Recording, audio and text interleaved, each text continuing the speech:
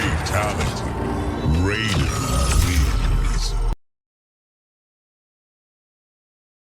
Alright, hello, and welcome back to Behind the Lines with Gabe and Kev. This is a special episode. As you can see, we've got a guest here with us. How you doing tonight, Kev? And how are you doing tonight, Champion Noah? I'm good. I'll kick us off. I'm doing well. A little disappointed to have lost the league, but along with us though is of course the winners. So we'll see. My side of being on the lower end of the spectrum, and the recurring guest and our visitor here today, Noah, as reigning champion. Congratulations, Noah. Thank you. Doing really good. Doing great. Got this beautiful trophy right here behind me that I can look at every day when I'm working. So all is pretty good right now. Can't Kind complain. reminder. Yeah, it's a kind reminder.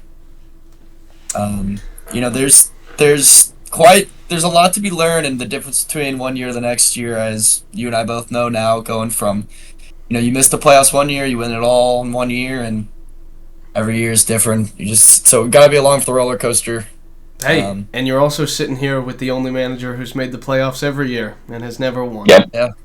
Yep. So, Sometimes consistency maybe isn't the key to success. who knows? You'll have your breakthrough soon. That's what we're hoping for. But either way, we'll go ahead and dive in here and take a look at these last two matchups of the season. Noah, you're here, so we'll kick it off, and we'll kick it over to you. I'll give you the intro. Bucky and the Bucks boys takes down the championship 180.4 to 88.06. You were both 10-4 going into this matchup. The 1 and the 2 seed, I guess finishing, because now these are final standings. So at the time you were the 4 seed. Charlie was the 1. So I think I was the 3. were you the 3? Okay, either way. But I think so. looking at the roster here, there's one position on both sides that really told the story, at least. And that's quarterback. Yeah. Baker Mayfield. Yeah. 44 points. I mean, I don't know why I did it this year, but I put a lot of my eggs into the Bucks players. You just ride the hot offense. I liked Baker throughout the season. I was lucky to get him from Eli, him and Mike Evans both. And, first drive of the game, they go down and score a touchdown. I think Baker was perfect on his first drive. He capped it off with a Mike Evans touchdown. And at that moment, I was like, it could get ugly for Charlie. I was feeling really good. The Tajay Spears start, he had a pretty good game. He was projected, 15 points? Ended up putting up 13. Pretty respectable. I didn't know how I really felt about starting Drake London with Michael Penix, but could have put up maybe a little bit more points. Overall, the team just overperformed all of my expectations throughout the year. Very happy with it. You only had one guy underperform, obviously the Tajay Spears start, but in most scenarios, Only 180 points. yeah. That's pretty soft. And the thing is, either person that you could have started over him, Drake London or Jalen McMillan, they both put up even more. So you couldn't have gone wrong with your decisions here. I also like the fact that you added Christian McCaffrey and Chris Godwin to your team to give them a ring, because you knew that Charlie couldn't do it. They deserved it. They did, and Charlie wasn't going to get him there. As you can see, we'll turn it over to the other side of the ball. Guys like Jerome Ford, 2.2, Jackson Smith and Jigba with 6.2, Rashad Bateman, another 2.2 points, and Keenan Allen with 7.5. These are guys that have been really integral to Charlie's team kind of all season, especially JSN and Keenan Allen towards the later end. And they came up with some duds here. All of those guys combining for less than 20 points it's going to be hard to win any matchup. Josh Allen is only human. He puts up his 26 projected points almost exactly. Derrick Henry overperforms, with 24.5, and Mark Andrews overperforms as well, but still can't even crack 100. He was down some key guys, CeeDee Lamb, and I guess you could call Austin Eckler a key guy, but the thing, CD. You saw it over and over again. The games that Charlie ended up losing were pretty much always due to the trades he made. Had he had a guy like, obviously at this point David Montgomery got injured, and so it wouldn't have mattered, but Kareem Hunt didn't do anything for you, and you made that trade pretty much straight up. And Keenan Allen was pretty serviceable for him, but he falls short here in this game that was the worst NFL game of all time. Finished 6-3. That was the score. That is terrible. That was the score at half, and not a single point was scored in the second half. It was crazy, but yeah, Charlie couldn't get it done here, and he ends up losing. Going from worst to potential first, showing up in the championship and having an opportunity to cement himself as a winner immediately after being the biggest loser. And he just got so close, but yet was 98 points away. And even he was more points away from beating you than he had points scored, which sucks. But he's going to have to go into next season and change his philosophy on some things. I think he drafted, in my opinion, the best roster, no trades made, and we'll see some of that at the end of the season awards here at the end. But, it just wasn't enough, and Charlie's going to have to circle back and change the way that he managed his roster this year. But clearly you managed your roster in the right way, and congratulations to you for that. But we'll take a look at the only other matchup that mattered this week, and that was Kevin's matchup. I'll go ahead and throw it your way, Kev. My goal coming in for the Poop Bowl is to just get like 100. I kind of figured Eli wouldn't be able to do that. I obviously underestimated You what hit your T. goal. Higgins was going to do to me. You did. I did hit my goal. You should have set your goal at like not- 180, man. What the hell? Yeah, it wasn't really all that tough of a goal. I was down Alvin Kamara there in the end. He didn't play for the playoffs, which kind of hurt my playoff run there. That's what happens when you draft those old guys, though, and we know that you love them. Yeah, Him, Cooper This Kupp. team- this team was a big ball of shit. There was really nothing great going on anywhere. Kyler Murray all season stunk, and he continued to just let me down. But honestly, there was really nothing I was going to do against 144. My team wasn't really all that good, and when I saw T. Higgins go for 40 piece and Herbert go for 30 on that weekend, I kind of knew the game was over before the majority of my players even got the chance to play. Yeah. And then you even had guys like Wandale putting up 18 and Romeo Dubs with 15 on you. Guys that have averaged under 10 points for like all season. Yeah. Obviously Eli's team was nothing to write home about in general. And then, of course, when it's all comes down to it in week 17, we're playing for the worst teams. His team shows up and decided that was, enough was enough.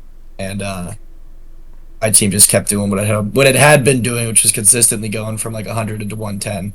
And that we talked about this a couple times on the pod, Kevin, but the rumor mill spun out a little bit of leak knowledge that Eli traded for players specifically to build that playoff matchup. Once he knew that he was eliminated from playoff contention in like week 8. Well, I thought he only did that for week. I thought he did that for week 16 though. Not even 17. He did. He was trying to prep mostly for round 2 and just be one and done. But his matchups were pretty favorable, as you can see here. Herbert against New England, who's been one of the worst teams in the league. T. Higgins, against Denver, their defense has been good, but the Bengals' offense was just so explosive. And then Romeo Dubs against Minnesota, you have to throw the ball to beat Minnesota. Indianapolis has been a horrible defense, and the Giants routed them with 45 points.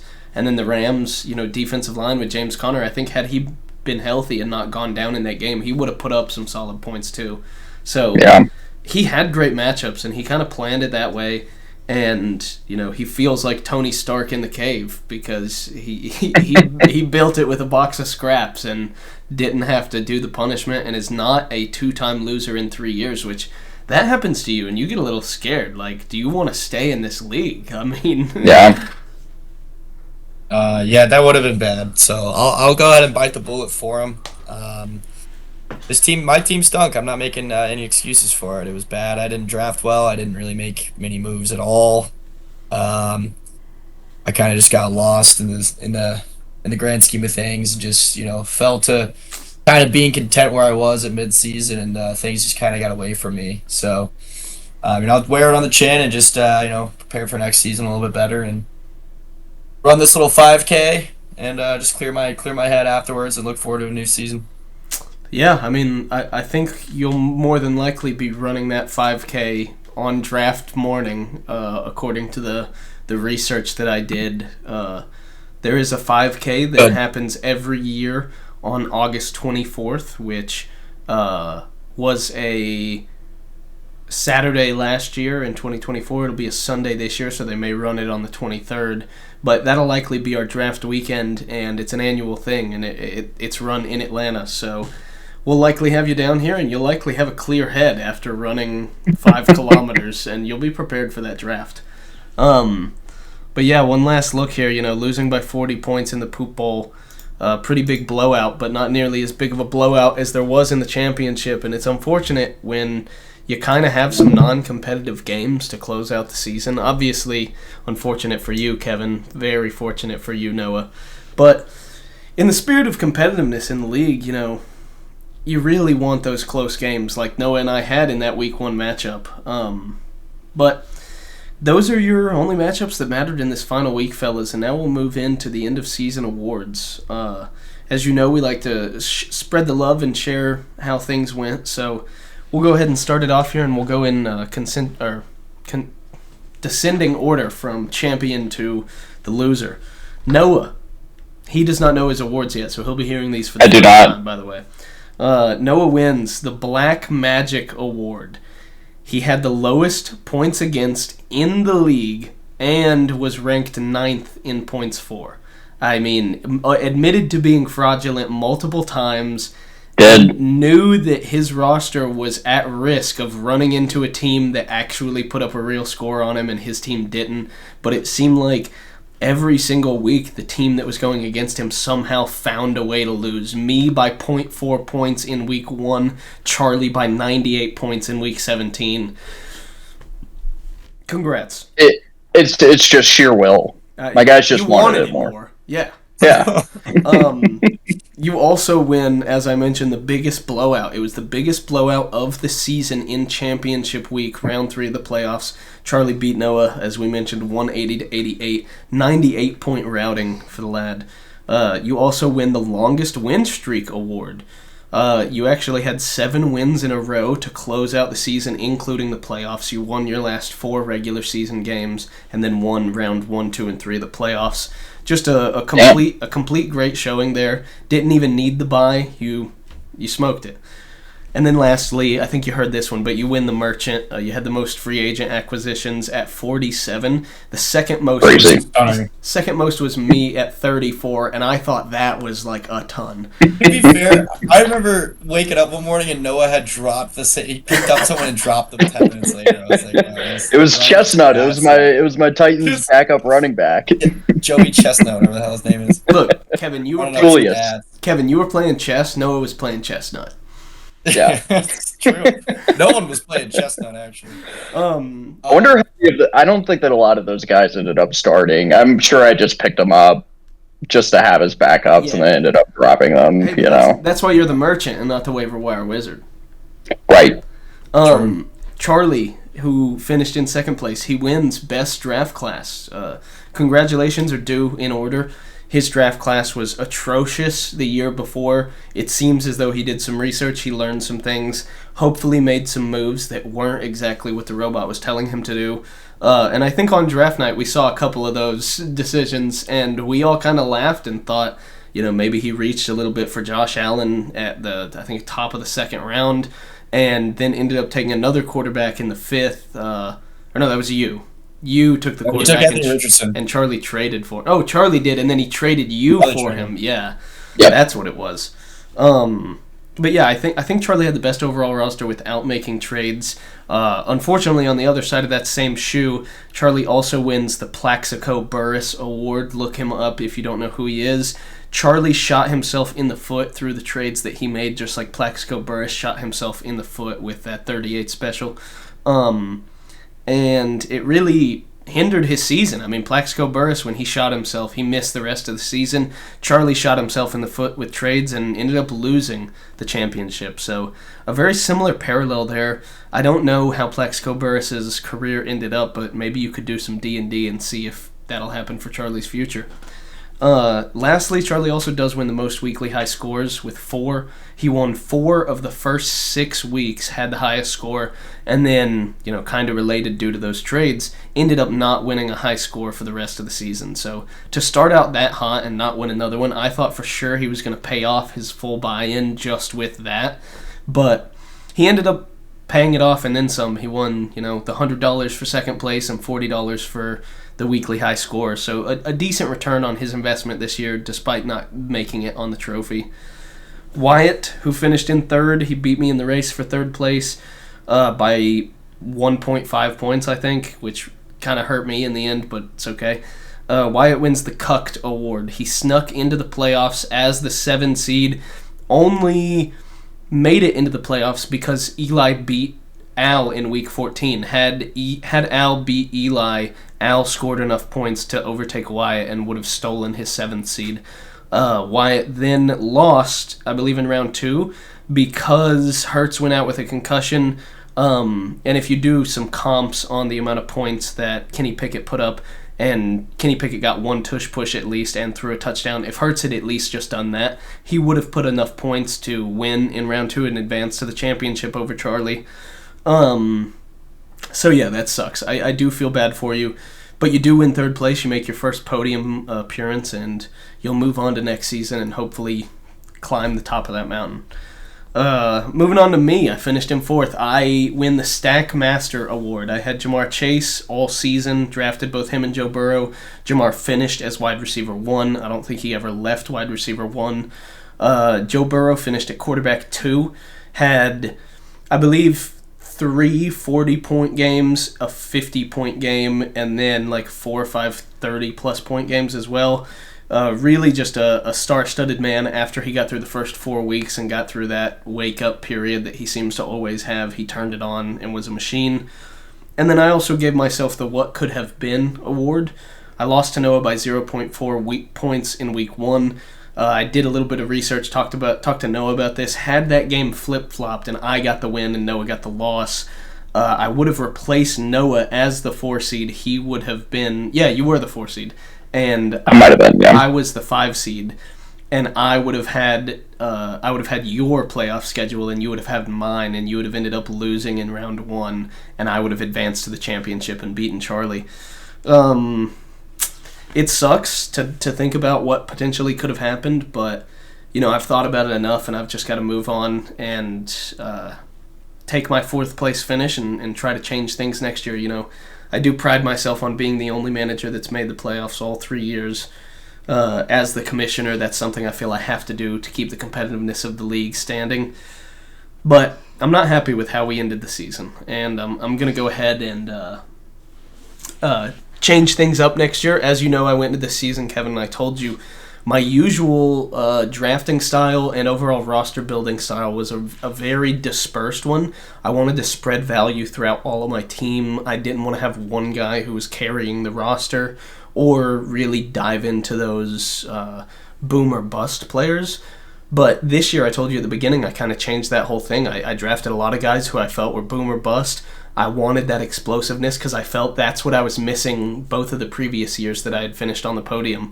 And it worked out in a lot of games. I mean, I had the season high score at 183, I believe.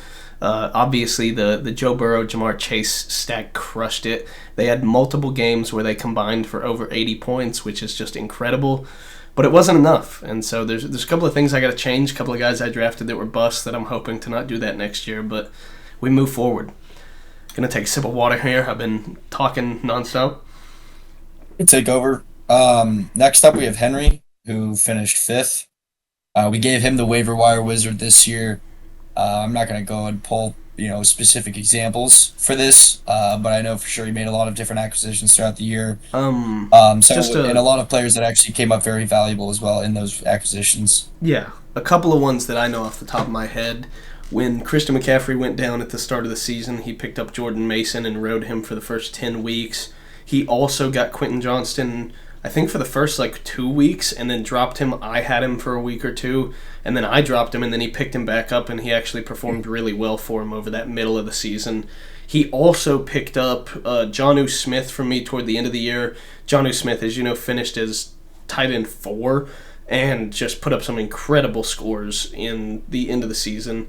And then he also picked up Tua and rode Tua for his best 4-game stretch of the season. I think he put up around 30 points, like between 27 and 30 for that whole 4-week stretch. So congrats to Henry. He had the most valuable pickups, the most valuable pickups of the season. Go ahead, Kevin. Yeah, so next is Alex here. We gave him the RB University Award. I mean, it's pretty self-explanatory. His team name was even the RB University, but in the end he had, I wrote 3, it was actually 4 top 24 running backs. Saquon Barkley, J.K. Dobbins, Breece Hall, and Chuba Hubbard were all top 24 running backs. That's both your RBs and your flexes, so even he knew it, everyone knew it. This was where all the good running backs were on his roster. So congratulations, Alex, to having the most dominant RB room. And in the everybody league. Tried to buy them all season, and he did not Mhm. sell, not once. Can't blame him, and it was a strategy that worked out for him, at least for the regular season and into the playoffs. But obviously he fell short in the end. I know was Chuba hurt when he lost his playoff game? He played I don't recall. me. He played me in week 15, and he started him, and he only put up 8.9 points. So He put up 32. He was hurt after that. yeah, he got hurt Put in up week 32 in 16. week 16. Yeah, Yeah. that was the week Well, moving- that him and Saquon combined for like 15 points, and I won because of that because I had to sweat out Saquon Barkley like needing 5 more points. Yeah. That's rough, too, because the best thing about running backs is normally they're pretty consistent. They just get fed the Compared to- ball, and compared in to the receivers. Philadelphia Eagles offense, he gets fed the ball nonstop. I was sweating. Yeah. I had That's I should have given shocking. myself the sweat award. I did the math and counted. I forgot to add this in there. I had 7 matchups this season that came down to the last player being on either Sunday night or Monday night alone, like by himself, and I was either ahead or behind by less than 10 every time. Like, had to sweat out some games. That is pretty rough. Next up here is Tal, the auto draft award. He obviously did not or was unable to draft his team. Aside and from draft that Amon because Ra, he was at the. Yeah. Aside from Amon Ra, his one. Yeah, he which got was the a good first one. pick in. Yeah, which was a good one, and then he was at a concert, I remember, and was unable with to his mom. do the rest of his team. But you know, that it says it in the name, the auto draft award. The rest of his team was auto drafted, and he kind of stuck to his auto drafted team and just went with his guns, and He did had make some one success trade. with it. I traded with him twice. Yeah. I know that. He picked up. Who did he even pick up in those trades? Calvin Ridley, was that one of them? No, he drafted No. Calvin Ridley. It was. Madison. I know I gave him Zamir White and Madison. Yeah, so the trade was Xavier Worthy and Cole Kmet for Tajay Spears and Terry McLaurin. Yeah. He gave you. I think Tajay. that someone else was in that trade as well. I think it was a 3-person trade. I think it was Madison, Worthy, and Komet for those 2. Wow. Hmm. Okay. I'm Well. trying to find it. Yeah, it was. Worthy was also in that. Worthy, Madison, and Komet. Okay. Yeah. Well. I know that he had someone else earlier in the season too that I traded with him. Yeah, I can't remember. I can't remember who it was. Devontae from you. Yeah, it was. Javonte Williams? Yeah. Yeah. Al traded Terry McLaurin to him, and Al traded Stephon Diggs and Deebo Samuel away, which actually ended up being an incredible trade for Tal. Stephon Diggs got injured. That was in October 24th. Stephon Diggs got injured, I think, like 2 weeks after that, beginning of November. And then Deebo Samuel ended up being like wide receiver 50. Terrible. So really good trade by Tal. I mean, really, he did have the auto draft roster, and it led him to almost getting the bye week had he had won that last game against Alex in week 14. And then he ended up getting routed, I believe, in week 1 of the playoffs because he didn't get that bye. Yes, he played Wyatt, and he lost 141 to 106. So yeah, I mean, auto draft award, great season for you. Moving on, Sam wins the roller coaster award. He was 5-2 at one point, and then he gave away a win to Wyatt, and the fantasy gods really did not like that, and Sam ended up losing 6 of his last 7. He did not make the playoffs, naturally, as you would expect with that record, and he also wins the Giver Award. As I mentioned, he gave away that one win to Wyatt, and he gave away another win to Alex. He was up by 16 points. I'm remembering the situation exactly, and Rico Dowdle had been declared out with the flu an hour before game time, but the players had already been locked. And he said, do you mind, you can post it in the league chat if you want to see if everybody's okay with it, but do you mind to drop somebody from my IR so I can move Rico Dowdle in there and then pick up Zeke, who would be his natural replacement? And I was like, since you're picking up the guy who is going to replace your guy who went out with the flu, I'm comfortable doing that. And he texted me back like immediately and said, actually, I'm up by 16. I'm just going to ride it. I'd rather not lose the guy in the IR. And I said, okay. And then he ended up losing by, I think, 4 points, and Zeke ended up putting up like 8 points, and he would have won had he had started Zeke in that spot. So gave away 2 wins and didn't make the playoffs as a result. Had those 2 games gone the other way, Sam's final record would have been 8-6, and he likely would have made the playoffs. So, because Wyatt made it in at 7-7. Hey, Yep. that is pain. And you got nobody to blame but yourself. Not the fantasy gods, not anything else. Those 2 wins right there that you had control over would have put you into the playoffs. And now, who's to say? I haven't looked and seen how he would have performed in the playoffs, but at least making it, it's an accomplishment. It's something you can pride yourself on. Bennett wins worst draft class. We debated giving this to Eli, but I do think after some analysis, Bennett did have the worst draft class in week 1. His team was C.J. Stroud, Jahmyr Gibbs, Rachaad White, Jettas, DK, Njoku, Malik Neighbors, Deontay Johnson, and DK ended up playing really well for the first few weeks of the season, and then obviously fell off and finished at wide receiver 32. Rachaad White, however, was doing the opposite. He was playing awful, was like in the running back 40 conversation for the first 6-7 weeks. Had a big 30-point game against Baltimore, and then that's when he kind of started turning it on. Jahmyr Gibbs was good all season. He was averaging around that 15 to 16-point range, really until he got off Bennett's roster and started putting up 30 bombs every other week.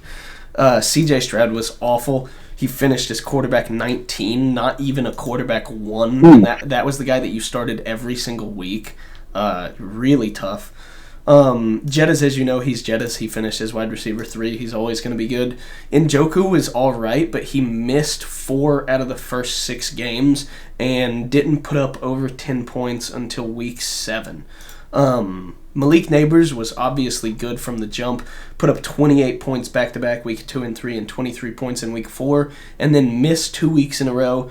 Played about 10-point average ball for the next 4 weeks and then missed another week and then really kind of fell off. He did finish good, just wasn't great overall. And then Deontay Johnson, who ended up getting dropped, and then now he's on Houston after the trade to the Ravens. So wasn't a really great roster, and kind of moves into the next award that Bennett got. He got the Curse of the Rapist award. As you know, he drafted Deshaun Watson, and 2 other men in the league in the previous 2 years have experienced that same curse. If you draft that guy, there's just something about it. God does not want you to win. He will not let you win. Your roster will fall apart. It'll turn into ash and dust in front of your eyes, and it clearly did for Bennett here. I mean, I said on the pod a lot of the times it looked like he had a good roster on paper, but they never performed like it. I mean, either the entire team shits the bed and Jettas drops 40, or Jettas shits the bed and the entire team does all right.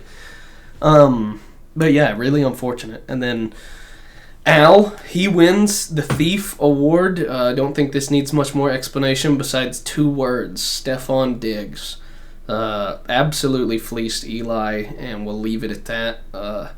He also wins the Almost Champion Award. As you know, I'm sure all of you have seen Al talk about it in the group chat 5 or 6 times at this point.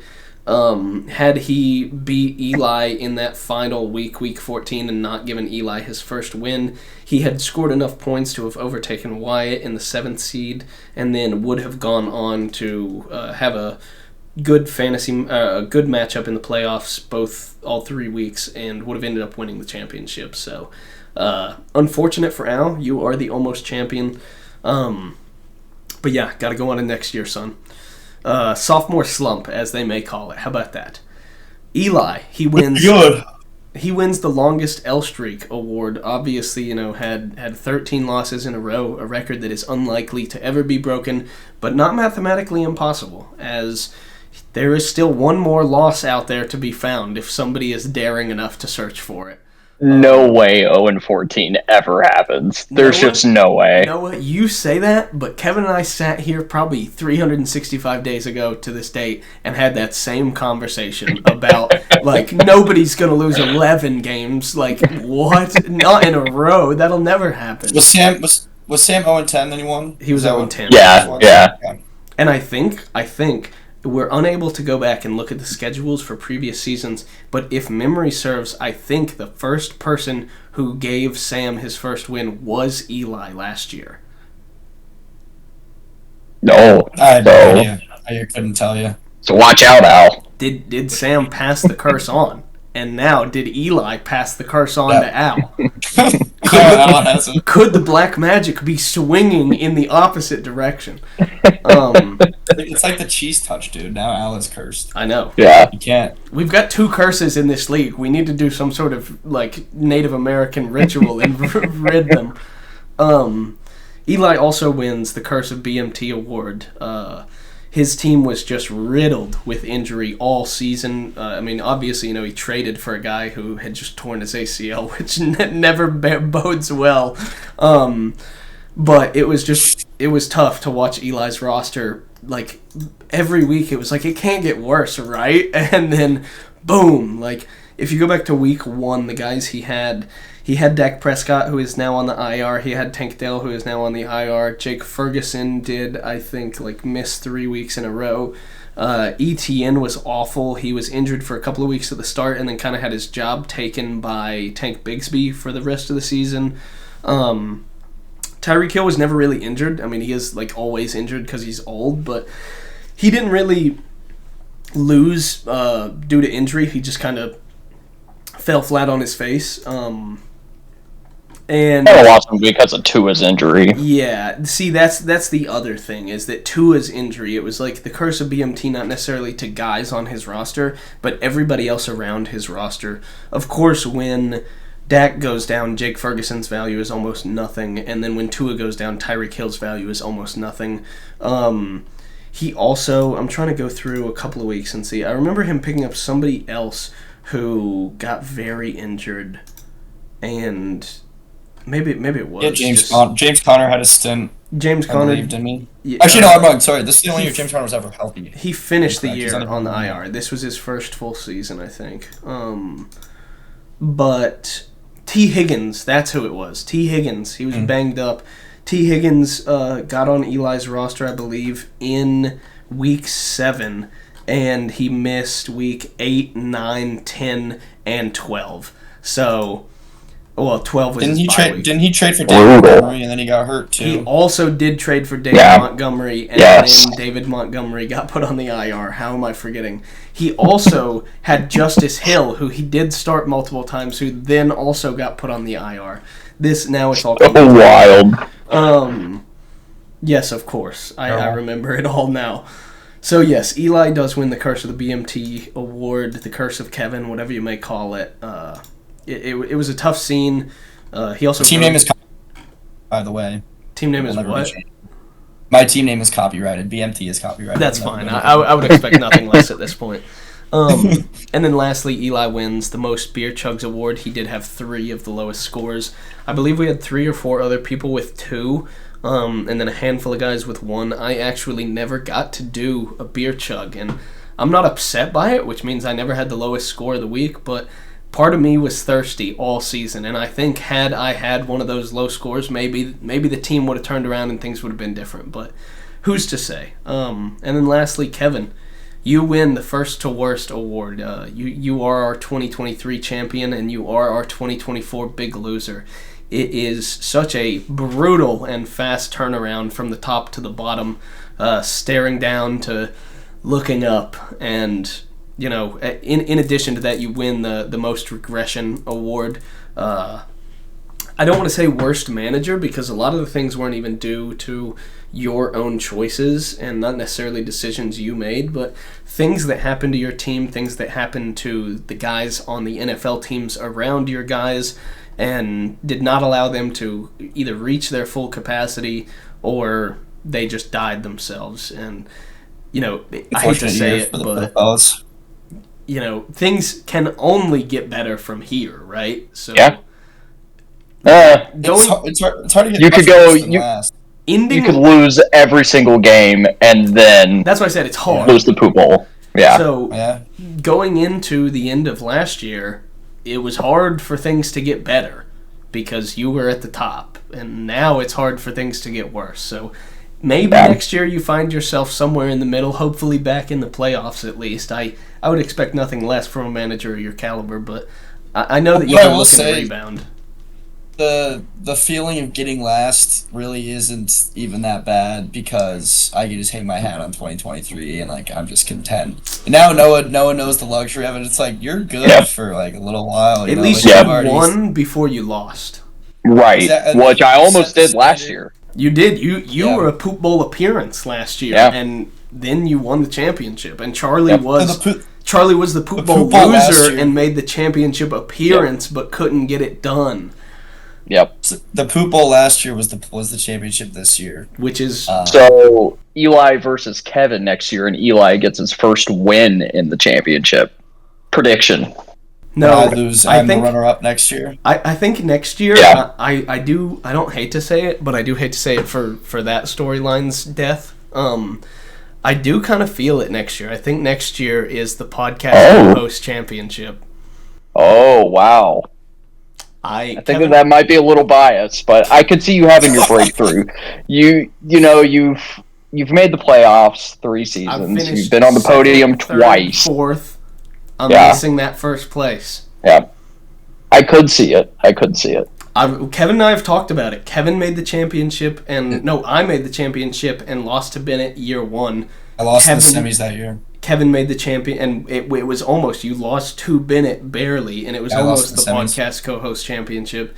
And then you made the championship last year and won it, and I lost in the semis to Al by literally like 1.2 points, like due to his black magic bullshit.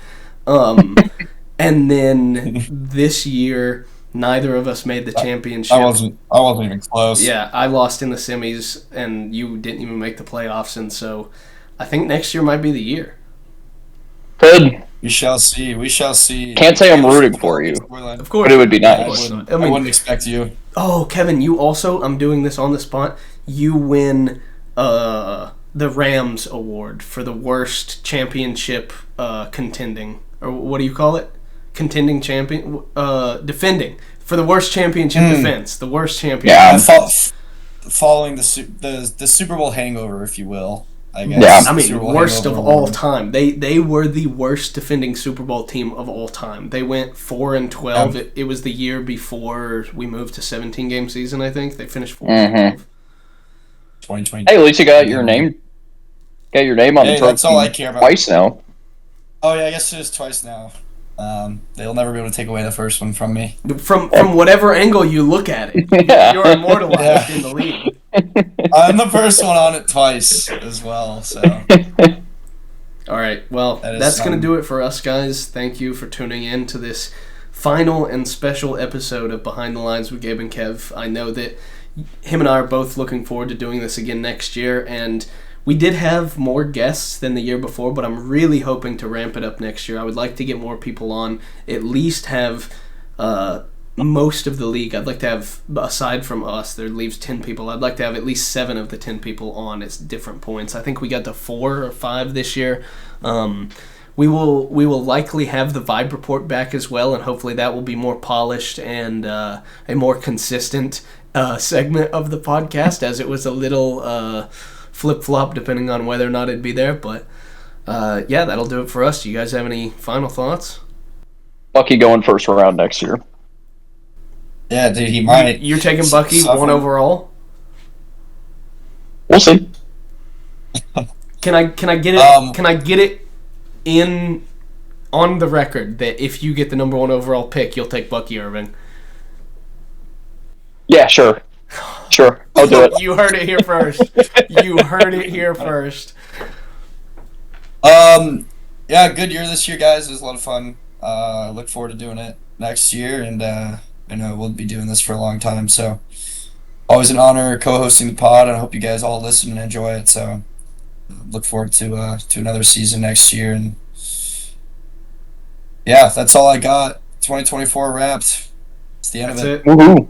Thanks for having me, guys. Of course. Thanks for joining congrats us. on the championship. Congrats. Virtual handshake to you. You will hopefully enjoy that trophy for the next, I guess, 340 something days until the next champion is crowned. It will no longer sit on my fireplace as I like to look at it every football Sunday. I will hope that you'll bring it over for some Sunday. Oh, I will. Okay, maybe I will. most Sunday, maybe every. Yeah, I mean, I will sit it right in my lap and watch. Perfect. Yeah. And you As my team crumbles and falls because I picked Bucky Irving 1-1. You can kiss your little plaque. All right, well, that'll do it for us, fellas. Thanks for tuning in. And there's no good luck anymore, but I guess good luck for next year. See ya. Cheers.